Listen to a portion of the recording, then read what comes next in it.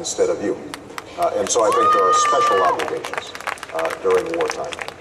But look, we need military. We always have potential conflicts around the world, and our military has to remain strong and ready. And so I want to encourage military service as well as other ways of serving, regardless of whether there's war or not.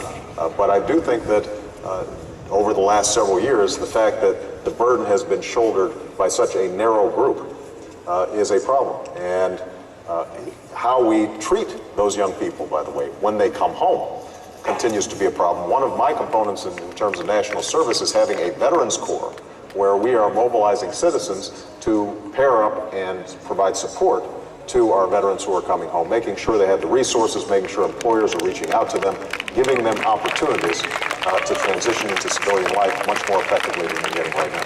Brief question, because I think we just have a minute. This is from an online question from Gina in Bloomfield, Michigan. She says, how possible would it be to give military-style benefits to non-military citizens who do national service work full-time? Well, I think it depends on the kind of service that's being provided. As I said, if we are building the kind of foreign service and that is expeditionary, that is going into very difficult, dangerous areas, to carry out the civilian side of the work of helping a country like Afghanistan rebuild, then we should think about what are the benefits of that service. Oftentimes those people are putting themselves at great harm. They are being deployed and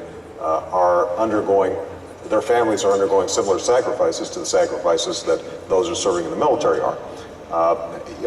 But I do think that we have a special obligation for those who have put their lives at risk, who are risking life and limb on behalf of the security of America. That does not mean that we can't provide other avenues of service. For example, I've said we desperately need teachers, math and science teachers in particular.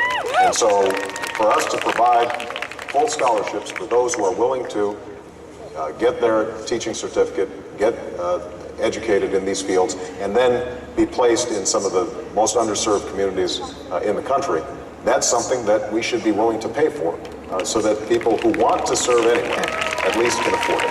We'll be right back with our last segment.